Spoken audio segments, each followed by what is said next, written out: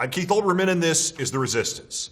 The firing of Bill O'Reilly was presidential impeachment by proxy, and it just might have shown us a roadmap to presidential removal by economic pressure. For 18 years, rumors, accusations, lawsuits, audio tapes, transcripts, and millions of dollars in settlements have swirled around this man like dirt around Pigpen from the Peanuts cartoon, and yet only now he's gone? This commentary is only about O'Reilly to the degree that he and others at Fox like Steve Doocy and Sean Hannity connect to Donald Trump, in fact, or by context. But that context is absolutely startling. For the first time in his life, O'Reilly not only had a president who was clearly pro-sexual harassment, but that president was arguably his only public personal friend, and that president openly defended him, and 14 days later he got fired. How in the hell do you let that happen to yourself? Impeachment by proxy.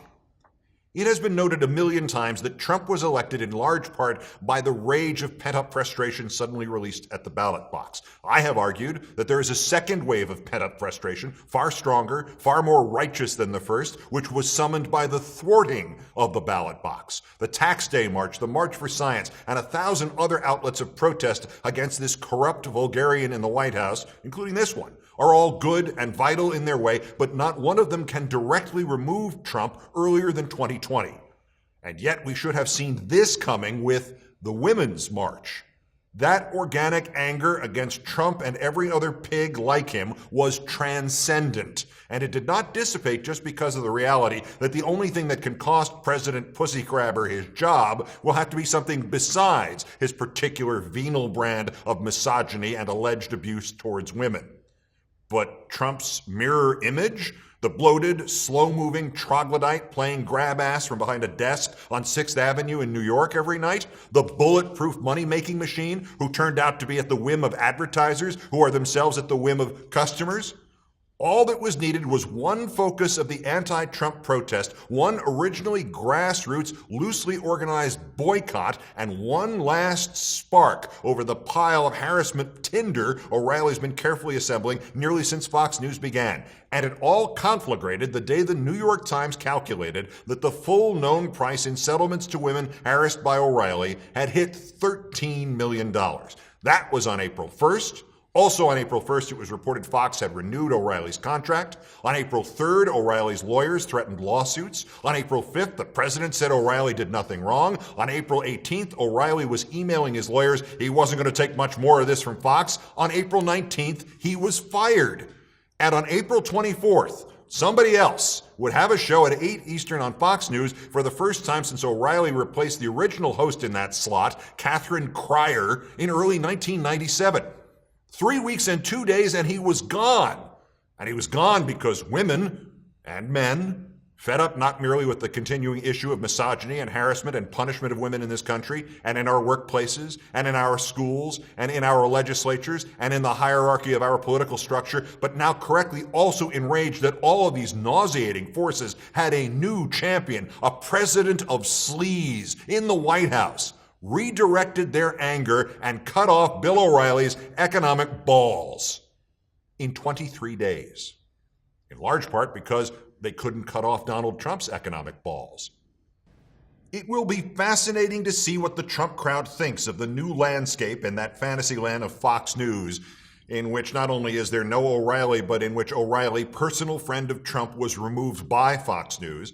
It will make many of them furious at the women and the advertisers and the boycotters and the liberals and the anti-Trump forces. It will probably make more of them indifferent because A, that's how television works, but also because B, if they were willing to be served the Kool-Aid by the likes of Sean Hannity and little Tucker Carlson, then Bill O'Reilly really wasn't necessary, was he? Could it make a few of them mad at Trump because he didn't do more for his friend and theirs? Maybe. Could it make a few of them think that if Fox would really fire O'Reilly, even just as economic self-protection, that this question of how men speak about and treat women really matters? Perhaps. Could it make just a couple of them wonder, if this subject is bad enough to remove O'Reilly, maybe it should be bad enough to remove Trump? I'm not betting on that one. O'Reilly will reappear somewhere if he wants. Fox will not be destroyed. That new contract they had just signed with O'Reilly may have saved them $50, maybe even $75 million, because under the old one, they could not fire him for harassment, as they just did. Moving forward, the real questions begin with, what will those viewers think? What will Fox think? What will advertisers think about the other accusations against Fox hosts Steve Doocy and Sean Hannity? Doocy, who, I guess, is the centerpiece of that weird morning show that Trump loves, Fox and Friends, more reminiscent of a poorly rehearsed infomercial than an actual news program. Doocy was accused of creating a hostile work environment by his departed co-host Gretchen Carlson. And last Friday, Fox's long-ago go-to Islamophobic guest, Debbie Schlussel, went on the radio in Tulsa to describe a weird encounter with Sean Hannity in Detroit more than 10 years ago. He tried to get me to go back with him to the hotel after the show, she said. After that, I wasn't booked on his show again, and he called me and yelled at me. This kind of stuff is all over the place at Fox News and with anything that has to do with Sean Hannity. Schlussel also claimed Hannity's one-time executive producer, now Fox News co-president Bill Shine, was, and again I'm quoting Debbie Schlussel's Tulsa radio interview, the pimp for Roger Ailes, he was the fixer for Bill O'Reilly, unquote. Hannity has since angrily denied everything, and Schlussel later clarified that somehow she's not accusing him here of sexual harassment.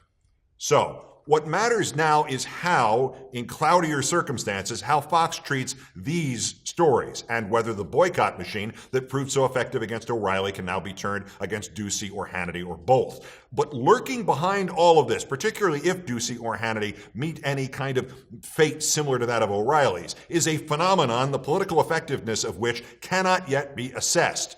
If consumers pressuring advertisers, pressuring a television network can destroy a powerful man, long and angrily unapologetic about his treatment of women, can that process be a template for use against Trump?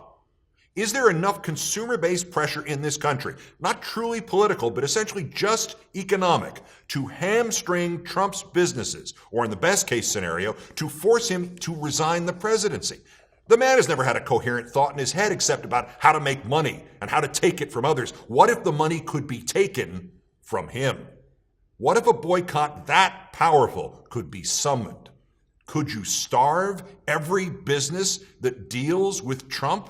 Could you crash his empire and not stop unless he quits? We could try. The whole game plan does not spring fully formed from the ground before my eyes, but what if it's there somewhere? What if the firing of Bill O'Reilly as presidential impeachment by proxy could form the basis for the real removal of a corrupt and misogynistic president? Resist. Peace.